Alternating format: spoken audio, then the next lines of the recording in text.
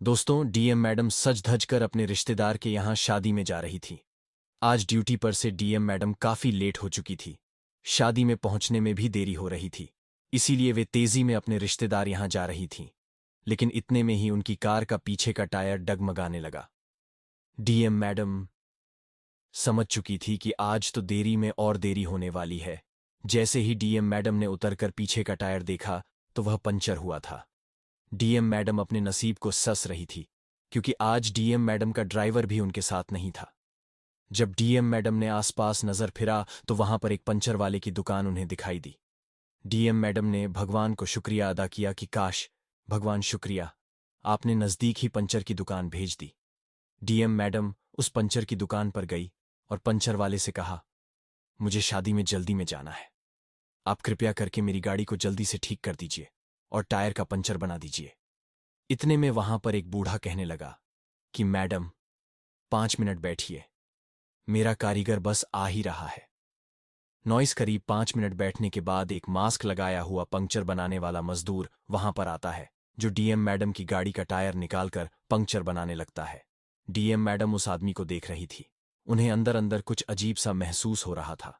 DM madam ने उस puncture बनाने वाले मजदूर से पूछा कि तुमने मास्क क्यों लगा रखा है? तो वह मजदूर कहने लगा, मुझे सर्दी हो रही है और मुझे धूल मिट्टी से एलर्जी है, इसलिए मैंने मास्क लगा रखा है। तो डीएम मैडम को थोड़ा सा शक हुआ। डीएम मैडम ने कहा कि जरा अपना मास्क उतारो। तो वह मजदूर मना करने लगा।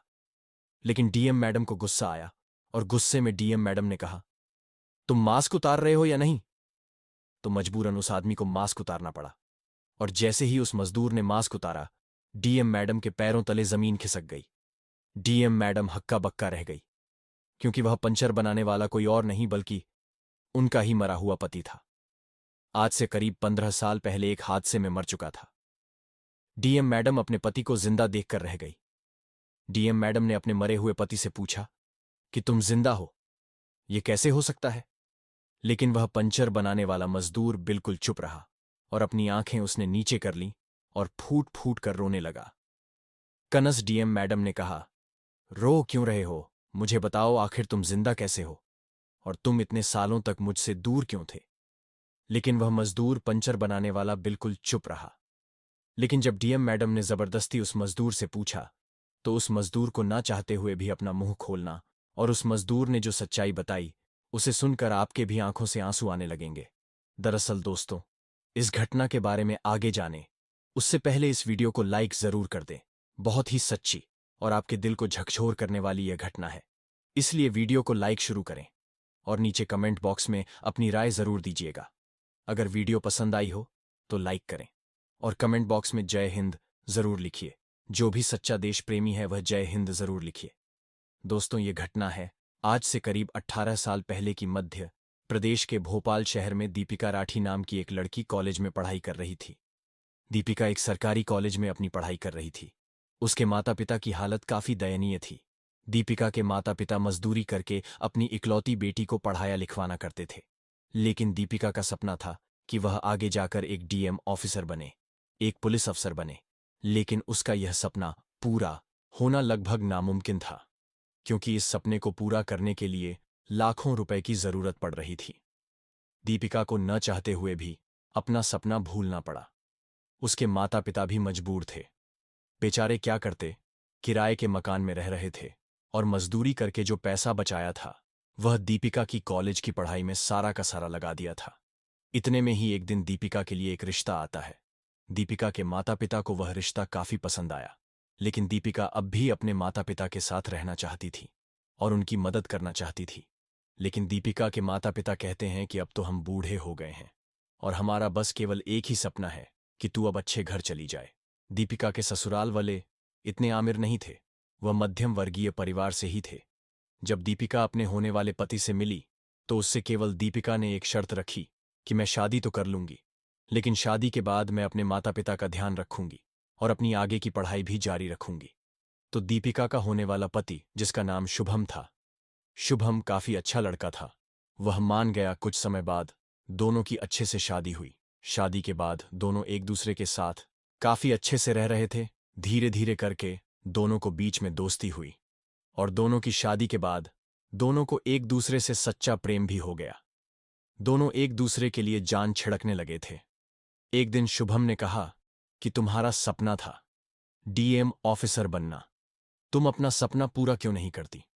लेकिन दीपिका ने कहा कि मेरे इस सपने को पूरा करने के लिए करीब 4 से 5 लाख की जरूरत पड़ेगी और मुझे यह सब घर छोड़कर दिल्ली जाना पड़ेगा पढ़ाई के लिए। लेकिन शुभम ने कहा, तुम क्यों चिंता करती हो, पैसे की व्यवस्था मैं करूंगा। लेकिन दीपिका जानती थी कि उसके ससुराल वालों की इतनी ताकत नहीं थी। फिर भी शुभम ने हामी भर दी। शुभम कहने लगा कि तुम एक ऑफिसर बनो, मैं तुम्हारे साथ हूं। शुभम ज्यादा पढ़ा लिखा नहीं था। शुभम केवल मात्र 5वीं कक्षा तक ही पढ़ा हुआ था, लेकिन फिर भी अपनी पत्नी का सपना पूरा कर रहा था। शुभम एक फैक्ट्री में मजदूरी का कार्य करता था। महीने का करीब 9,000 से 10,000 वह कमा लेता था। कुछ दिनों के बाद शुभम ने दीपिका को 5 लाख दिए। दीपिका ने पूछा कि तुम यह पैसा कहां से लाए हो? तो शुभम ने कहा, तुम्हें क्या मतलब, तुम अभी केवल पढ़ाई पर ध्यान दो और दिल्ली जाओ और वहां से डीएम ऑफिसर बनकर ही लौटना। बेचारी दीपिका कुछ पूछ नहीं पाई। वह दिल्ली चली गई, जहां पर उसने खूब मन लगाकर पढ़ाई करी। उसने एक के बाद एक अपना यूपीएसएससी की परीक्षाएं पास करी और फिर इंटरव्यू भी दिया, जिसमें उसने सबसे अच्छे नंबर लाए और काफी अच्छी रैंक हासिल करी और वह एक डीएम ऑफिसर बनी। करीब 5 सालों की कड़ी मेहनत के बाद आज दीपिका एक डीएम ऑफिसर बन चुकी थी। जब यह बात शुभम को पता चली तो वह बहुत खुश हुआ। करीब 2 महीने के बाद ही दीपिका की पहली पोस्टिंग हुई, जहां पर उसे काफी अच्छा बड़ा बंगला दिया गया, अच्छी बड़ी कार दी गई। दीपिका अब अच्छी सोसाइटी में रहने लगी थी। बड़े बड़े लोगों से उससे संपर्क होने लगे थे। शुभम अपनी पत्नी की तरक्की देखकर काफी खुश था। दीपिका के साथ शुभम और उसके सास ससुर और माता पिता सभी साथ में रह रहे थे। लेकिन शुभम इतना पढ़ा लिखा नहीं था, ना ही उसके पास इतने पैसे थे। शुभम ने अपनी घर बेचकर जो पैसे आए थे वह उन पैसों को अपनी पत्नी को डीएम बनाने में खर्च कर दिए थे। जो पैसा आरएसएफ जज दीपिका को दे दिया था, वह पैसा शुभम ने घर बेचकर दीपिका को दिए थे, जिससे बेखबर थी। दीपिका शुभम को अपना मान सम्मान बहुत प्यारा था। शुभम भले ही यूं गरीब था, ज्यादा पढ़ा लिखा नहीं था, लेकिन उसे सबसे ज्यादा मान सम्मान से प्यार था। एक दिन जब दीपिका अपने सारे स्टाफ के गर्मियों और अपने कॉलेज के दोस्तों के साथ पार्टी कर रही थी, तभी दीपिका के साथ शुभम भी मौजूद था। तभी दीपिका के कुछ दोस्तों ने बात बात में शुभम को एक ताना मार दिया और कह दिया कि अरे, आप तो बहुत लकी हो गई। आप तो इतने गरीब थे, लेकिन आपकी पत्नी ने आपके दिन बदल दिए। आपकी पत्नी आज एक डीएम ऑफिसर बन गई है। आप तो अनपढ़ हो और आपकी पत्नी एक डीएम ऑफिसर है। साथ ही दीपिका की कुछ सहेलियों से कहने लगी कि तुझे थोड़ा सा अपमान तो महसूस नहीं होता कि तू एक डीएम ऑफिसर है और तेरा एक पति अनपढ़ है। तुझे बुरा तो लगता होगा। लेकिन दीपिका ने सबके सामने कहा कि आज मैं जो भी हूं, केवल और केवल मेरे पति की वजह से हूं। मेरे पति ने ही मुझे एक डीएम ऑफिसर बनाया। वह नहीं होते तो आज मैं एक डीएम ऑफिसर नहीं बनती। लेकिन यह सारी बातें शुभम सुन रहा था। उसको काफी बेइज्जती महसूस हुई। शुभम बहुत ज्यादा गहरे विचार करने लगा था। शुभम काफी मासूम दिल का था। उसके दिल को छोटी सी भी बात ठेस चुभ जाती थी। उस पार्टी में कई लोगों ने ऐसी बातें करी थीं जिसके चलते उसके दिल को काफी पहुंची थी। अगले ही दिन शुभम ने दीपिका से कहा कि चलो, क्यों ना हम आप कहीं घूम फिर कर आ जाएं। शादी के बाद तो तुम दिल्ली चली गई थी और फिर 5 सालों बाद तुम अपने कामों में लग गई। हमें समय ही नहीं मिला। क्यों ना हम आसपास ही कहीं घूमने चले? तो दीपिका ने भी हामी भर दी। दोनों घूमने के लिए उत्तराखंड चले गए। उत्तराखंड में वे कई सारी जगह घूमे फिरे। उन्होंने 4 धाम की यात्राएं भी करी और अंत में वे ऋषिकेश पहुंचे।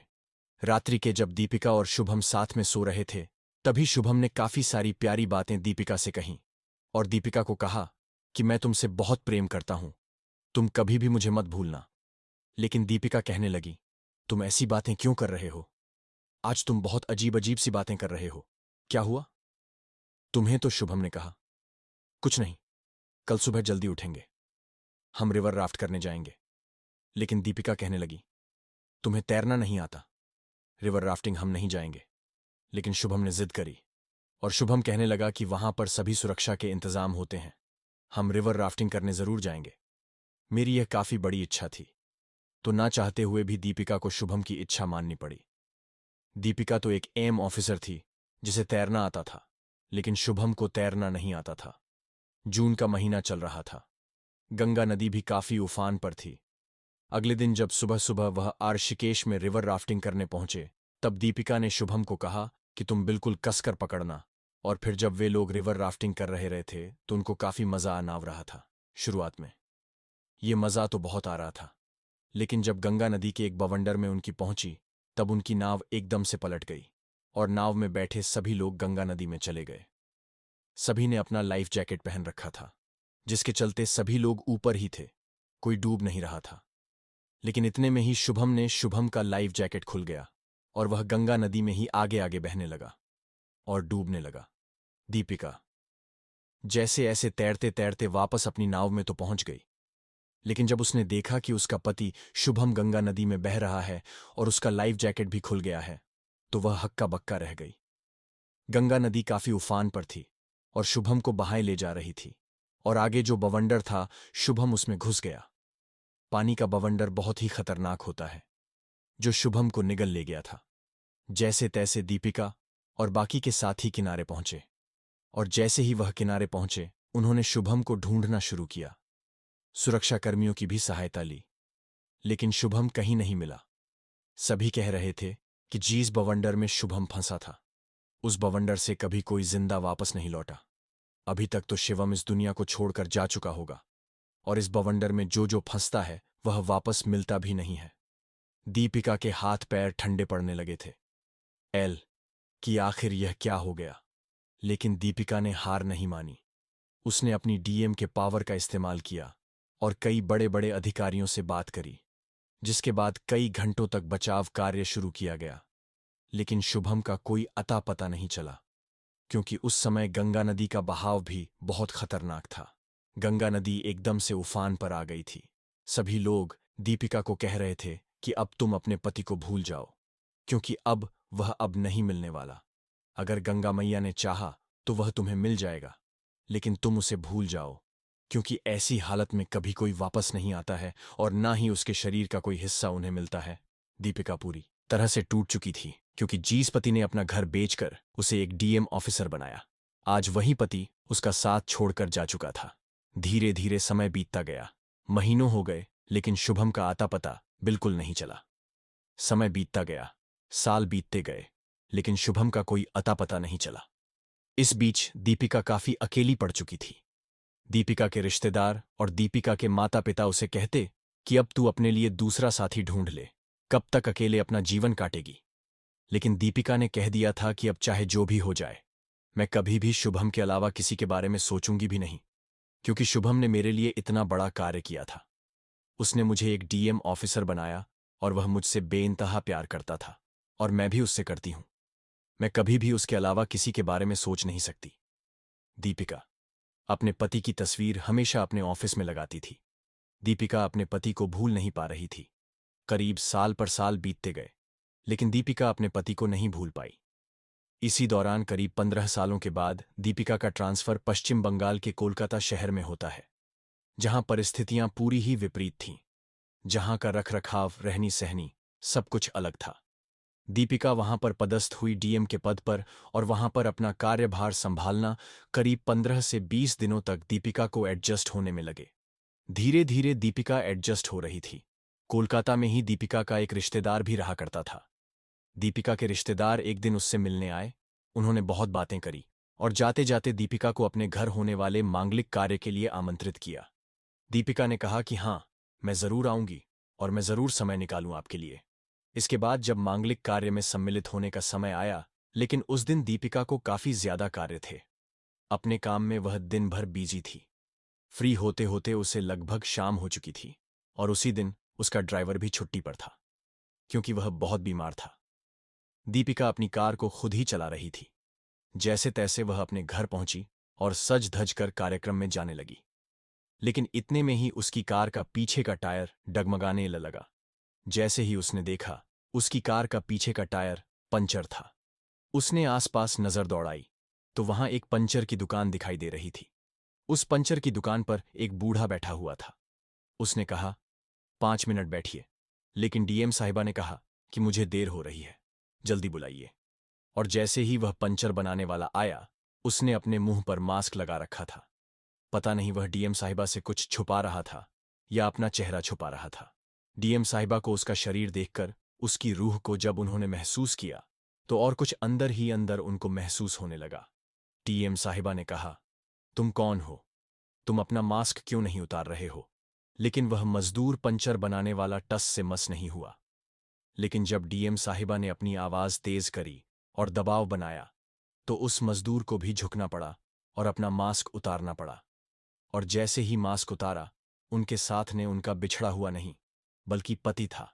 डीएम साहिबा के पैरों तले जमीन खिसक गई कि आखिर ऐसा कैसे हो सकता है। जब डीएम साहिबा ने अपने पति से पूछा कि आखिर तुम इस हालत में कैसे, और तुम तो मर चुके थे, तो मरा? डीएम साहिबा का पति कुछ नहीं बोला। शुभम टस से मस नहीं हुआ। लेकिन जब डीएम साहिबा ने जोर जबरदस्ती करके पूछा, तो शुभम को मजबूरन अपना मुंह खोलना पड़ा और कहा कि हां, मैं जिंदा हूं, मैं आज भी जिंदा हूं। और तुम यहां कैसे?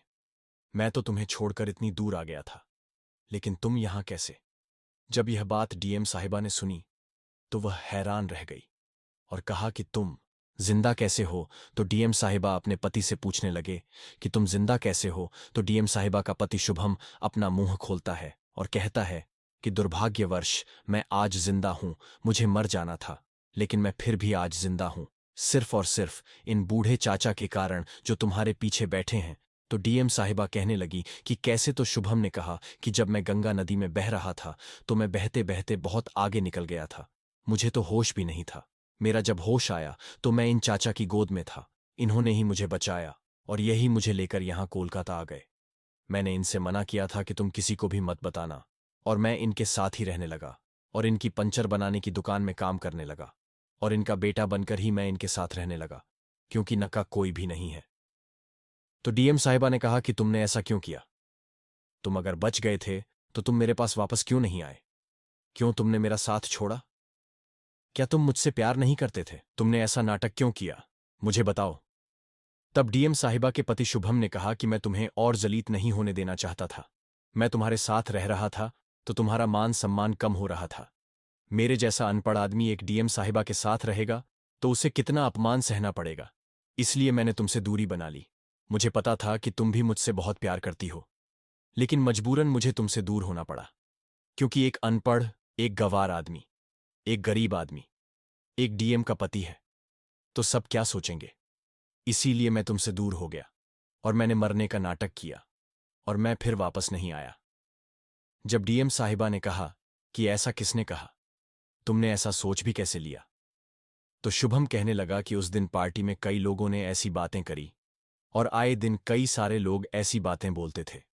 मैं सब सुनता था जब तुम्हारा मुंह हो जाता था। लेकिन डीएम साहिबा ने कहा कि मुझे लोगों से नहीं फर्क पड़ता कि वह तुम्हारे बारे में क्या कहे। मुझे पता है कि आज मैं डीएम हूं, तो सिर्फ और सिर्फ तुम्हारे कारण। तुमने ही अपना घर बेचा और अब मुझे डीएम बनाया। अगर आज तुम नहीं होते, तो मैं इस पद पर नहीं होती। आखिर तुमने ऐसा सोचा भी कैसे? मैं तुमसे इतना प्यार करती हूं, मुझे लोगों से नहीं। मतलब? मुझे तुमसे मतलब है। तुम्हारे बिना मेरे 15 साल कैसे कटे, तुम्हें नहीं पता। मैं कैसे एक एक दिन घुट घुट कर जिया है। मैं तो कब का अपने आप को खत्म कर लेती, लेकिन मैं हमेशा से तुम्हारे इंतजार में थी, जिसने ही मुझे तुम्हारे लिए जिंदा रखा है।